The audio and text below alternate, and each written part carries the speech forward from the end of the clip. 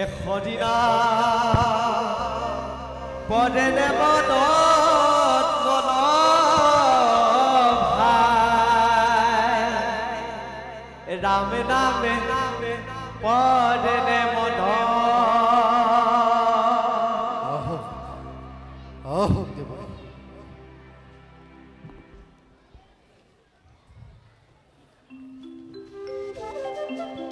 আজি দেৱৰীক্ষীৰ আগমনে এই সমগ্ৰ মথুৰাপুৰী পবিত্ৰ কৰিলে। এই আসনতে উপৱেশন কৰে। জয়স্তুৰ ভৱহে ভজনা বৰ কওকচোন দেৱৰীক্ষী, আপোনাৰ আগমনৰ কাৰণ জানিব পাৰোঁনে? নিশ্চয় ভোজৰাজ, মই তোমাক বৰ ভাল পাওঁ। তোমাক কিবা এটা অমংগল হ'লে মোৰ সহ্য নহয়। তুমি ইয়াত নিশ্চিন্ত মনেৰে বহি আছা দেৱৰীক্ষী, আৰু তোমাকে মাৰিবৰ কাৰণে সেই দেৱতাবিলাকে যে কিমান ষড়যন্ত্ৰ কৰিছে তাক জানো তুমি জানা? সেই দেৱতাৰ সেই চক্ৰান্ত দেখি মোৰ সহ্য নহ'ল। মই তোমাক সাৱধান কৰি দিবহে আহিলোঁ। দেৱৰীক্ষী, ভোজৰাজ, সিহঁতে কয় দৈপকীৰ গৰ্ভজাত অষ্টম সন্তানে এই কংসক বধ কৰিব। কিন্তু সিহঁতে নাজানে দেৱৰীক্ষী, দৈপকীৰ যিকোনো সন্তান ভূমিষ্ঠ হোৱাৰ লগে লগে বসুদেৱে একে একে কৰি মোৰে হাতত তুলি দিব, আৰু মই সিহঁতক ডিঙিত ধৰি শিলত আচৰি হত্যা কৰিম। এই কথা সিহঁতে নাজানে দেৱৰীক্ষী, সেই কথা সিহঁতে নাজানে।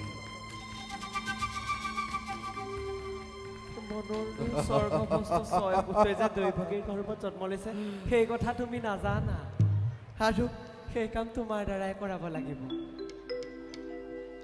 কি হ'ল ভোজৰাজ? কি হ'ল দেৱৰীক্ষী? নীৰৱ হৈ ৰলচোন। ভাবিছো কংসৰাজ তুমি বৰ হোজা। দেৱৰীক্ষী, সেই কোনটো অষ্টম সন্তানে তোমাক বধ কৰিব বুলি ইংগিত দিছে তাক জানো তুমি জানা? দেৱৰীক্ষী, নাৰায়ণ নাৰায়ণ, তুমি দেৱতাৰ গণনা প্ৰণালী একোৱেই নাজানা।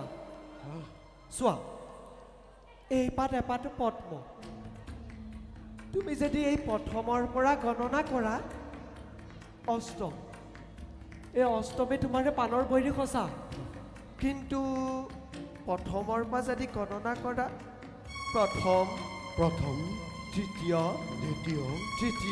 তৃতীয় চতুৰ্থ পঞ্চম ষষ্ঠ সপ্তম অষ্টম। আৰু যদি তুমি অষ্টমৰ পৰা গণনা কৰা অষ্টম সপ্তম চতুৰ্থ তৃতীয় প্ৰথম, এয়াই দেৱতাৰ গণনা প্ৰণালী বুজিছা? এই বসুদেৱ আদি যাদৱগণ এই পূৰ্ব জন্মত দেৱতা আছিল। দেৱতাৰ চক্ৰান্তত পৰি যদি পুত্ৰ সাল সলনি হয় তেতিয়া তুমি কি কৰিবা? নাৰায়ণ নাৰায়ণ নাৰায়ণ। এইটো অৱশ্যে সঁচা। মই ৰজা হোৱাত সিহঁতৰ মনত ত্ৰাস উপজিছে। তেনে স্থানত এনে হোৱাটো অসম্ভৱ নহয়। কালকেতো কৰিলা নহয় মোৰ পৰম হিতাকাংক্ষী দেৱৰীক্ষীৰ কথা। হয় মহাৰাজ, শুনিলো, কিন্তু এই কালকেতুৱে হেতু বিচাৰি কৰিবলৈ শিকা নাই মহাৰাজ। শিকিছে মাথো আদেশ পালন, আৰু এই তীক্ষ্ণীৰ আঘাতেৰে সৎটোৰ তেজেৰে নদী বোৱাবলৈ লাগে মাথো আপোনাৰ আদেশ পালে এই মুহূৰ্ততে এনেদৰে নহয় কালকেতু, এনেদৰে নহয়। প্ৰথমে দৈপকী আৰু বসুদেৱক অন্ধকাৰ পোতাখালত বন্দী কৰিবা, আৰু এনে চোকা পোহৰীৰ ব্যৱস্থা কৰিবা দৈপকীৰ গৰ্ভজাত যিকোনো সন্তান ভূমিষ্ঠ হোৱাৰ লগে লগে মই খবৰ পাওঁ। এতিয়া যোৱা। হৰে মহাৰাজ। নাৰায়ণ নাৰায়ণ দেৱৰীকি ভোজৰাজ এতিয়াতো সিহঁতৰ সকলো চক্ৰান্তই বিফল হ'ব। ভোজৰাজ দেৱৰীকি ভোজৰাজ দেৱৰীকি এই দেৱৰীকি চোৱা এই খালী পাত্ৰ এটিত সোণেৰেও পুৰাব পাৰি আৰু বোকাৰেও পুৰাব পাৰি, কিন্তু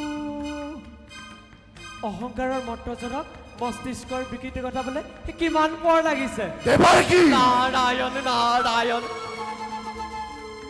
ই উত্তম ব্যৱস্থা ল'লে এই বুৱতী নদী এখন বালি ভিতৰেও বন্ধ কৰিব পাৰি, কিন্তু অন্ত সলিলা ধৰা এই বন্ধ কৰা কাৰো সাধ্য নাই। দেৱৰীকি তুমি মৃত্যুৰ কৰাল কাষৰ পৰা ৰক্ষা পোৱা উপায় কৰা। উপায়? মই এতিয়া উপায় আহিলো। উপায় দেৱৰীকি এ ফুলত বন্দী হলে কালিংগাৰী ভোমৰা ভোজৰাজ ভোজৰাজ কৰিব দিহৈলে স্বাগা নাৰায়ণ নাৰায়ণ এ তুমি বন্দী হইলা ভোজৰাজ ব্ৰহ্ম শংকাৰে এনো বুজি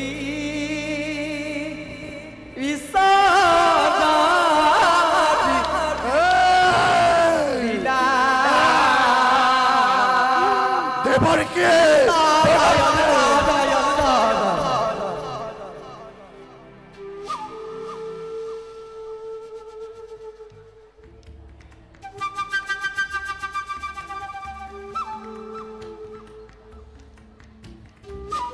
অন্তকালীন ধৰা বন্ধ কৰাৰ কাৰো সহায় নাই। ইয়াৰ অৰ্থ কি বন্ধু?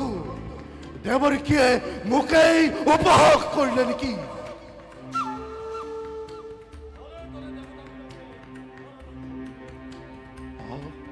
আৰু সিহঁতৰ ষড়যন্ত্ৰত এইখিনি ঘটাবলৈ আমাৰ ইমানে পৰ লাগিছে মহাৰাজ।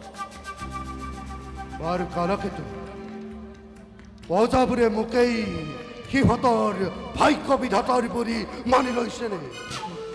মহাৰাজ